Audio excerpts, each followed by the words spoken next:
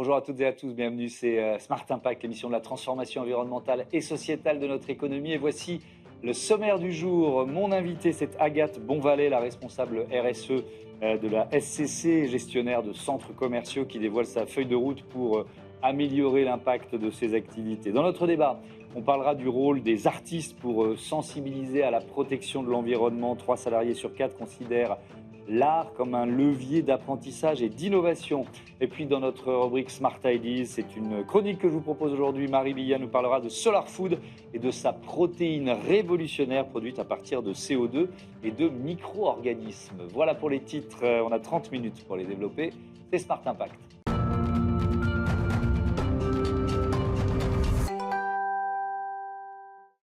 L'invité de ce Smart Impact, c'est Agathe Bonvalet. Bonjour. Bonjour. Bienvenue, vous êtes responsable RSE de la SCC, gestionnaire de centres commerciaux, qui dévoile sa feuille de route pour améliorer l'impact de ses activités. On va évidemment la détailler ensemble, mais peut-être qu'il faut présenter la SCC en quelques mots. Elle existe depuis quand et quelle place elle a aujourd'hui?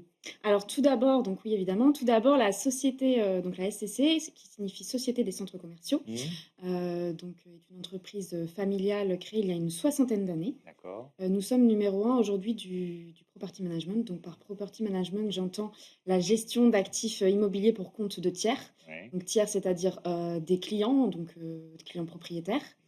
Nous opérons sur toute la chaîne de valeur immobilière, donc nous accompagnons nos clients qui sont des grands groupes ou des family office dans le conseil, la gestion, la commercialisation et l'exploitation de leurs actifs. Ça veut dire qu'il n'y a pas que des centres commerciaux? Alors non, il n'y a pas que malls? des centres Ouais. commerciaux, effectivement, donc principalement des actifs commerciaux, centres commerciaux, retail park, pieds d'immeubles aussi, on en a 220 à ce jour, Ouais. mais aussi des actifs tels que des logements, des bureaux, des hôtels et des plateformes logistiques. Et donc, en fait, la SCC a été pionnière, parce que le premier grand centre commercial français qui est dans les Yvelines, à Paris 2, près de Versailles, a été créé par la SCC. C'était En 1969, tout à fait. 1969. Alors à l'époque, on ne parlait pas beaucoup, le mot RSE n'était pas utilisé, les questions de durabilité, évidemment, n'étaient pas au cœur des enjeux politiques ou économiques. Depuis quand c'est devenu stratégique pour la SCC? Alors, ça fait de nombreuses années que l'on parle de ces enjeux, et notamment dans le secteur de l'immobilier, qui est un des secteurs que l'on considère comme très polluant si on se concentre uniquement sur le volet environnemental de la RSE. Ouais. La SCC a adressé tous ces enjeux il y a maintenant de nombreuses années, mais au niveau de vraiment l'envie de faire de la RSE quelque chose de structurant, c'est plus récent pour notre entreprise, et c'est notamment pour cette raison que j'ai été embauchée il y a maintenant près de 2 ans au sein de la SCC. Auparavant, de nombreuses actions existaient, plutôt parsemées, disséminées. Plein de choses étaient faites aussi bien au niveau corporate qu'au niveau de nos centres commerciaux, donc au niveau de notre entreprise et au niveau de nos actifs. Donc vous avez regroupé tout Exactement. ça et donc il y a cette idée de feuille de route. Mais ça commence par un bilan carbone. Vous l'avez fait?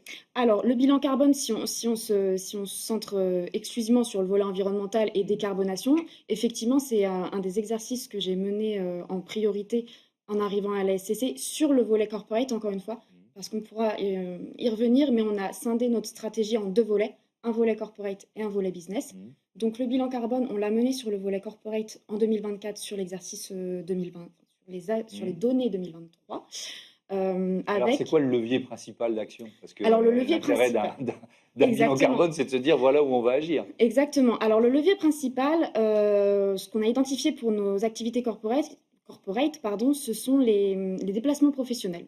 Donc, on s'est fixé pour objectif une réduction de 30% de nos émissions de gaz à effet de serre à 2030, et avec des actions qui sont déjà menées actuellement, comme la mise en place d'une nouvelle politique de déplacement professionnel, avec la volonté de privilégier le train, évidemment, par rapport aux déplacements en avion. Donc ça, c'est pour les déplacements entre nos sièges et nos actifs.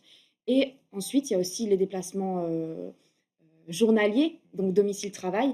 Et là, avec la mise en place d'un pass mobilité durable pour les collaborateurs, donc la prise en charge des mobilités douces, d'un forfait de mobilité douce, en plus du pass Navigo, si on parle de Paris, du transport en commun. Donc il y a ça comme action. D'accord. Est-ce que ça démarre aussi, donc il y a ce bilan carbone, par une acculturation, c'est-à-dire le fait que de former les salariés, que tout le monde sache à peu près de quoi on parle et pourquoi c'est important d'essayer de réduire l'impact, notamment CO2 d'une entreprise? Alors complètement, l'acculturation, c'est quelque chose de très, très important, Mhm. en RSE parce que, il ne faut pas que la stratégie RSE d'une entreprise reste au sommet. Si on Ouais. voit la chose de façon pyramidale, au sommet Mhm. uniquement entre les dirigeants, c'est vraiment une stratégie qui doit infuser dans tous les pans de l'entreprise. Donc les collaborateurs doivent s'en imprégner, les collaboratrices doivent Mhm. s'en imprégner et donc effectivement, pour ce faire, on a mis en place notamment un programme, qui s'appelle SCC Academy, donc qui est un programme de formation interne, qui traite de nombreux sujets, mais notamment, ces sujets, RSE, donc avec des conférences mensuellement, 23 conférences depuis, 2000 une vingtaine de conférences donc, depuis 2023, avec vraiment cette volonté d'acculturer nos collaborateurs à toutes ces thématiques. Alors il y a les déplacements, puis il y a souvent un levier qui est important, qui dépend de la direction des achats. La notion d'achat responsable, est-ce que vous l'avez intégrée à cette feuille de route? Alors tout à fait, la notion d'achat responsable et encore une fois, il y a les achats au niveau de la SCC siège et des centres commerciaux. Oui, on parlera des centres Ouais, commerciaux après, parce que je alors pense que c'est effectivement un aspect important du bilan. forcément et c'est pour Ouais. ça qu'on a vraiment scindé, Mmh. ça nous a semblé important de scinder les 2. Mmh. Alors au niveau des achats, nous avons mis en place, assez récemment et nous sommes en train de déployer Mmh. effectivement une politique, d'achat responsable. Donc avec la volonté, de faire travailler par exemple des entreprises plus locales. Si je prends un exemple, très concret, les plateaux repas lors des réunions qui durent toute la journée. Essayer de faire travailler des entreprises, des ESAT par exemple, ou des entreprises qui nous livrent des plateaux réutilisables, des choses comme ça. Donc ça c'est Donc c'est un critère qui est maintenant intégré à votre politique d'achat. complètement. Alors donc là, on a beaucoup parlé effectivement du siège, mais alors dans les centres commerciaux, parce que là, il y a un levier d'économie qui doit être important, qu'est-ce que vous mettez en place? Alors dans les centres commerciaux, donc c'est le pan, business de Mmh. notre stratégie. Nous mettons en place donc des actions qui sont aussi bien environnementales que sociales, parce que l'important, c'est vraiment de noter que les centres commerciaux sont vraiment des lieux de vie. On a vraiment cette volonté de décloisonner les centres commerciaux, de sortir du centre commercial bulle, fermé, sur la société et vraiment de les inclure dans leurs écosystèmes, locaux. Mmh. Et donc, il y a beaucoup d'actions qui sont menées, notamment des actions sociales avec des événements culturels. Les villes organisent de plus en plus leurs fêtes de ville, les fêtes de la musique qui sont organisées dans les centres commerciaux. Ça a été le cas cette année pour le centre commercial, Le Spot à Évry, Mmh. le cas pour Cergy aussi. Et donc il y a beaucoup d'actions comme ça, qui sont menées, qui sont aussi des actions au cœur des préoccupations des habitants. Donc du sang et cetera. Je vais pas tout lister, Oui, ce oui. serait extrêmement long. C'est-à-dire que ces lieux deviennent des lieux de vie, de partage, Exactement. et soient pas simplement dédiés au commerce, quoi. C'est ce que je comprends. C'est tout à fait ça, Mmh. parce que l'objectif, c'est vraiment de sortir du lieu de consommation à Ouais. proprement parler. Nous, notre raison d'être à la SCC, c'est Raising Places Values, Mmh. donc augmenter les valeurs des lieux et on insiste vraiment sur les valeurs Mmh. parce que, c'est pas uniquement la valeur commerciale et financière, c'est aussi les valeurs humaines, sociales et environnementales. C'est les Ouais. valeurs au global. Mais alors et je reviens au volet environnemental, Oui. quel levier vous avez, pour améliorer le bilan de ces centres commerciaux? Alors, tout comme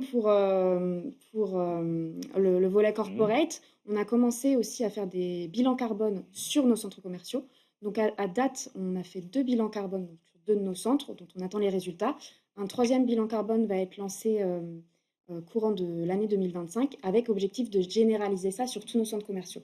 Tout en sachant que le bilan carbone, ça reste, le sujet vraiment carbone. Il y a plein d'autres thématiques à adresser, Mais c'est là que le levier est le plus important. Alors en vous écoutant, je me dis: «Tiens, les toits, par exemple. Les toits, est-ce qu'ils sont peints en blanc? Est-ce qu'on met des panneaux photovoltaïques sur les toits des centres commerciaux?» Alors effectivement, on est en train d'étudier de plus en plus pour, mettre des panneaux photovoltaïques Mmh. sur le toit de nos centres commerciaux ou sur des places de parking Ouais, aussi parce que c'est pas uniquement les toits. bien Pour sûr. peindre, certains toits en blanc, Mmh. c'est des choses qui sont pas toujours faisables parce que Bien sûr. forcément, chaque centre commercial est très spécifique, donc il y a des études qui doivent être faites. Mais en dehors de ça, il y a d'autres actions. Il y a même, tout ce qui est biodiversité. Certains centres commerciaux commencent à, on décide désormais de végétaliser certaines places de parking, donc de supprimer des places de parking. Les places de parking, c'est quand même quelque chose de très important pour un centre commercial dans le modèle, si on prend le modèle sur lequel on se déplace en voiture, évidemment. Et donc, l'idée, c'est de revégétaliser pour essayer de réduire les îlots de chaleur, etc. Effectivement, de plus en plus de clients qui n'utilisent pas de voiture. Merci Complètement. beaucoup, Agathe Bonvalet, et à bientôt sur Bismart for Change. On passe tout de suite à notre débat. On va parler de la mission, du rôle des artistes pour sensibiliser à la protection de l'environnement.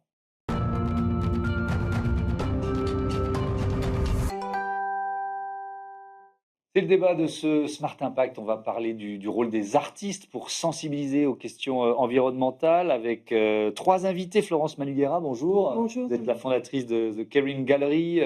Marie Jacquet, bonjour. Bonjour. Bienvenue à vous aussi, chargée du développement des publics au Maïf Social Club. Et Marion Laval-Jantet, bonjour et bienvenue.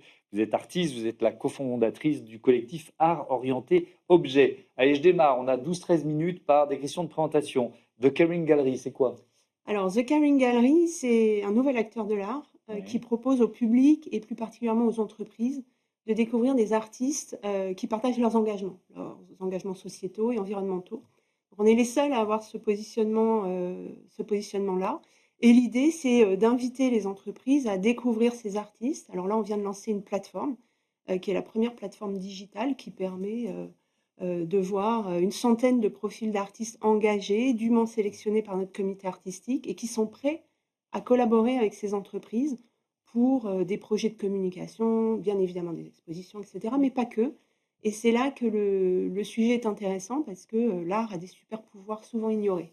On va en parler de ces super pouvoirs. Le Maïf Social Club, c'est un lieu déjà, on peut Ouais. dire ça, à Paris? Tout à fait. Le Maïf Social Club, c'est un lieu qui se trouve 37 rue de Turenne dans le 3e arrondissement et c'est le lieu culturel de l'entreprise à mission Maïf. Il a été créé en 2016 et l'idée de ce lieu, c'était de pouvoir incarner et mettre en œuvre les valeurs de la Maïf autour du vivre ensemble, de l'inclusion, de la solidarité et du développement durable. Oui, puisque ça fait partie évidemment des valeurs de l'entreprise. Est-ce que c'est facile de trouver des artistes qui s'engagent ou qui sont sur je reste vraiment sur l'environnement, sur cette question de sensibilisation à l'environnement? Oui, Il y en a de plus en ils plus? sont nombreux, il y en a de plus en plus. C'était un sujet peut-être un peu plus de niche, même si ça existe depuis longtemps et qu'il y a des gens qui travaillent ces questions depuis longtemps. Mais effectivement, c'est un sujet qu'on voit monter aussi chez beaucoup de jeunes artistes notamment. Et votre collectif, alors, Art Orienté Objet, vous l'avez créé quand et c'est quoi l'esprit qui vous anime? On s'est créé en 93, donc 92. Donc en fait, ça fait un bout de temps, plus de 30 ans. On a travaillé dès le départ sur les questions art écologique, art environnemental, biodiversité, avec un souci qui était alerter, mais aussi proposer des alternatives. Donc on proposait des œuvres qui étaient beaucoup dans l'action, dans la communication sur les problèmes environnementaux. Alors, je vais reprendre votre expression, les super pouvoirs de l'art. Qu'est-ce que vous en pensez? Je commence avec vous, Marie Jacquet. Pour sensibiliser à l'environnement, qu'est-ce qu'une expo? Qu'est-ce qu'un artiste qui vient parler de son œuvre va avoir de plus qu'un journaliste avec son côté un peu carré, calibré? Je pense que tous ici, on fait le pari de dépasser les données scientifiques, les décisions politiques et de se dire que pour agir, on peut aller aussi chercher chez tous les citoyens et les humains, j'ai envie de dire, en passant par le biais du sensible et de l'émotion. Voilà, toucher. On a ces informations, on est tous au courant et en même temps, on se rend compte que ça n'avance pas toujours.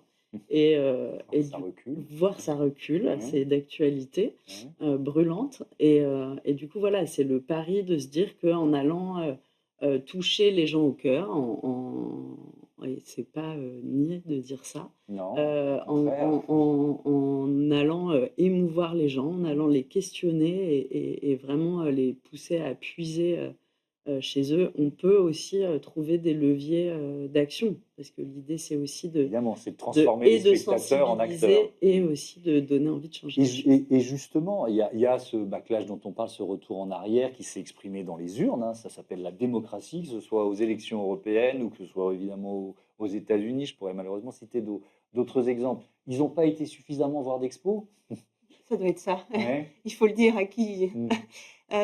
Oui, non, c'est exactement ce que vous disiez. Et puis en plus, on a remarqué dans nos expositions, en fait, les artistes engagés sont eux-mêmes des experts de leur sujet. Oui. C'est-à-dire que lorsque, par exemple, on expose Florent Lamourou, qui a créé une boule à neige, des boules à neige Mhm. avec les déchets plastiques de nos rivières à l'intérieur, mais en fait, vous la prenez, cette boule à neige, ça crée tout de suite un lien avec vos souvenirs Bien sûr, c'est une d'enfance. Madeleine de Proust, Voilà. hein, évidemment. Et l'art, en fait, et l'artiste est à côté et vous dit que oui, il y a 8 millions de tonnes de plastique chaque année qui sont déversées dans les océans.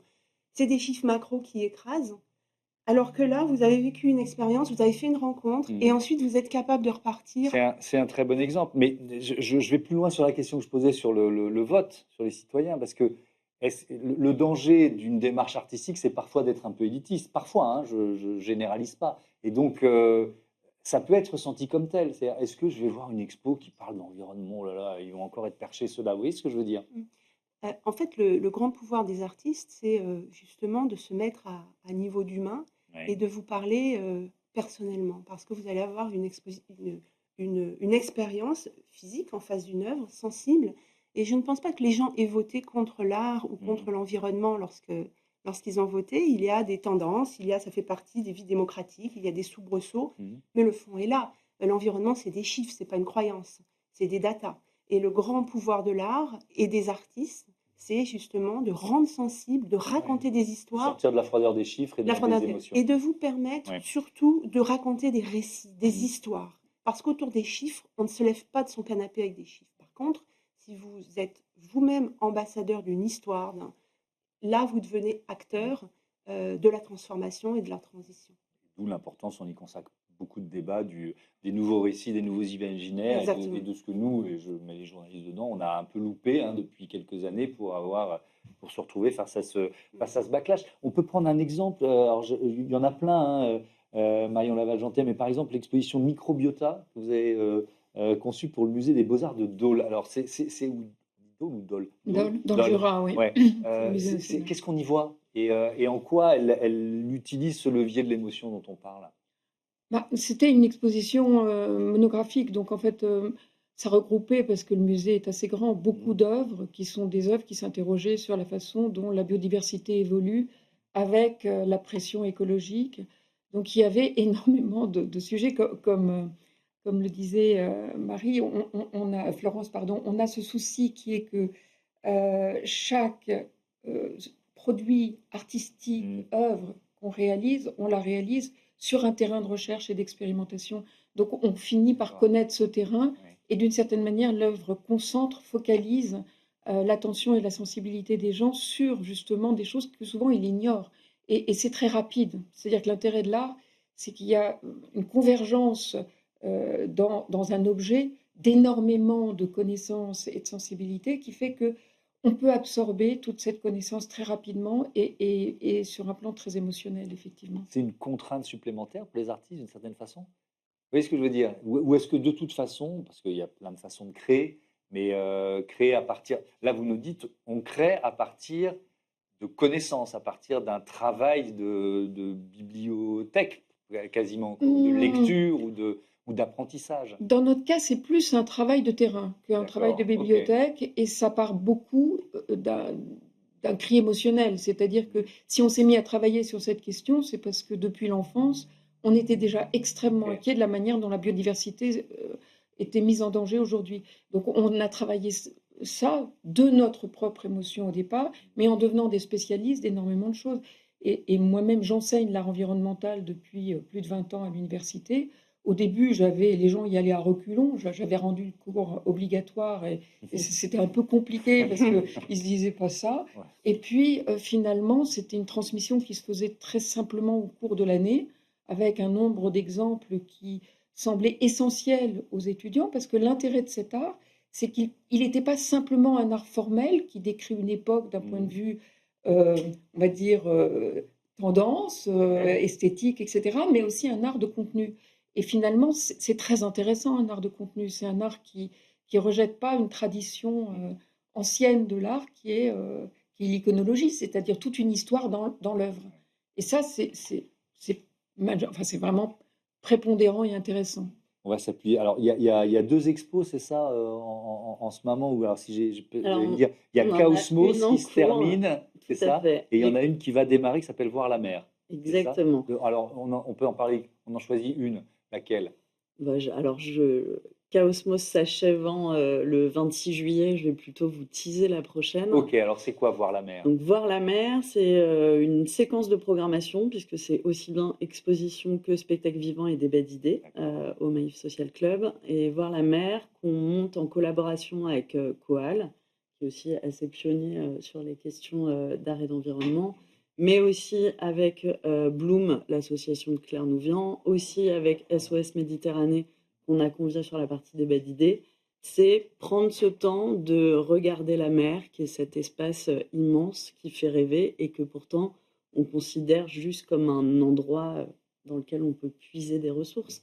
Et ça va être tout un parcours où on va partir de l'estran, plonger dans les abysses, découvrir les créatures incroyables qui y sont, mais aussi tous les débris humains qui ont échoué, et puis ressortir, traverser les questions de surpêche, proposer des solutions aussi avec des artistes qui travaillent autour de la question de la pêche artisanale, et puis aussi parler de tous ces nouveaux pirates que sont les militants écologistes qui défendent les océans. Alors, je reviens aux artistes. Des artistes qui, qu'est-ce qu'ils proposent en fait? Quand vous dites, ils travaillent sur la pêche artisanale. C'est-à-dire, ils imaginent des Ça, objets qui vont servir aux En pêcheurs. l'occurrence, j'avais en tête le travail de Carla Gay, qui est une jeune artiste qui travaille en ce moment même. Elle est en train de créer son œuvre au Sénégal. Elle travaille avec des femmes pêcheuses qui récoltent les huîtres dans les mangroves. Et du coup, il y aura une pièce un peu immersive où elle va convoquer par le son, par les matières, cet endroit à protéger aussi, qu'est la mangrove. Et puis voilà, nous montrer que un rapport de pêcheur traditionnel, c'est aussi préserver les ressources pour préserver des communautés et de l'emploi. Et voilà. La mangrove qui est d'autant plus à préserver que c'est un puits carbone qui fonctionne très très bien. L'art en entreprise, c'est une demande des salariés d'avoir de l'art dans leur lieu de travail? Oui, il y a une étude qui a été publiée comme quoi les 3/4 des salariés considéraient l'art comme un vecteur, un levier de créativité, d'innovation pour eux. Ça agit sur le bien-être. Donc il y a ces vertus-là de l'art qui vous permet simplement par la présence esthétique de décompresser, etc. Mais il y a aussi sorte de créativité parce que souvent une œuvre, ben, elle n'est pas facile, elle questionne, elle est différente et c'est le propre des artistes contemporains d'inventer de nouveaux langages. Et ce qui est très intéressant aussi, c'est concernant les valeurs des entreprises qu'elles ont besoin de partager, leurs engagements, elles ont beaucoup de mal à mobiliser sur leur transition, les collaborateurs et convaincre les publics parce que donc au-delà de celles qui font du greenwashing, mais qui ne nous intéressent pas trop, il y a beaucoup de grands groupes qui se transforment vraiment, réellement. Et c'est pas facile. Et c'est justement là que la collaboration avec des artistes peut permettre la petite respiration, le pas de côté qui inspire. Merci beaucoup, merci à toutes les 3 d'être venues partager voilà, votre passion de l'art et cette conviction que c'est un levier de transformation de nos sociétés. On passe tout de suite à notre rubrique Start-up et innovation. Ce sera une chronique aujourd'hui.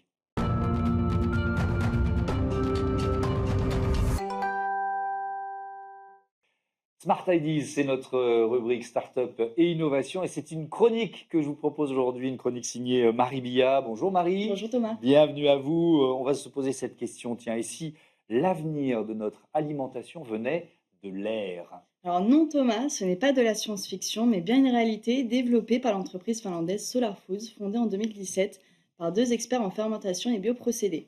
Donc son innovation, c'est la soléine, une protéine révolutionnaire produite à partir de CO2 et de micro-organismes.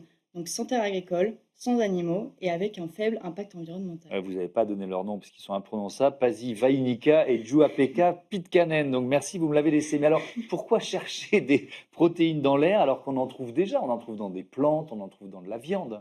Oui, en effet, mais la question aujourd'hui de la production alimentaire est cruciale. Donc, comme en effet, il y a certains qui misent sur les protéines végétales issues de pois ou de soja, Ouais. mais d'autres, comme Solar Foods, explorent une piste inédite, les protéines aériennes. Donc, leur concept est simple mais révolutionnaire, c'est utiliser un micro-organisme naturellement présent dans les sols proches de la mer Baltique et le nourrir avec du CO2 extrait de l'air et des nutriments. Mhm. Donc, ce processus de fermentation permet d'obtenir une poudre jaune, la soléine, qui contient entre 65 et 70% de protéines, ainsi que des vitamines et du fer. C'est donc une alternative idéale aux protéines animales et Et végétales. donc il faut retenir ce nom, la soléine, parce que peut-être qu'on va beaucoup en entendre parler dans les prochaines années. Ça paraît presque magique au-delà de l'innovation scientifique. Quel est le potentiel écologique de cette innovation? L'un des plus grands atouts de la soline, c'est son faible impact environnemental. Mhm. Contrairement à l'agriculture traditionnelle, elle ne nécessite ni terre cultivable, ni grande quantité d'eau et ni pesticides. Elle utilise 100 fois moins d'eau que la culture végétale et jusqu'à 600 fois moins que l'élevage bovin. Et ce n'est pas tout, la production de soléine émet 200 fois moins de gaz à effet de serre que l'élevage animal. Mhm. Donc autre avantage, c'est également sa capacité de production qui est quasi infinie parce que peu importe le climat ou la géographie, la soline peut être produite n'importe où, y compris donc dans des zones arides ou des environnements extrêmes. Bon, je commence à imaginer manger de la soléine. Concrètement, on la mange comment? Eh ben, si la soline ressemble donc à une simple poudre Ouais. jaune, ses applications sont nombreuses. En effet, elle peut être incorporée dans des produits alimentaires existants comme des barres chocolatées, des Mhm. boissons protéinées ou même des substituts de viande.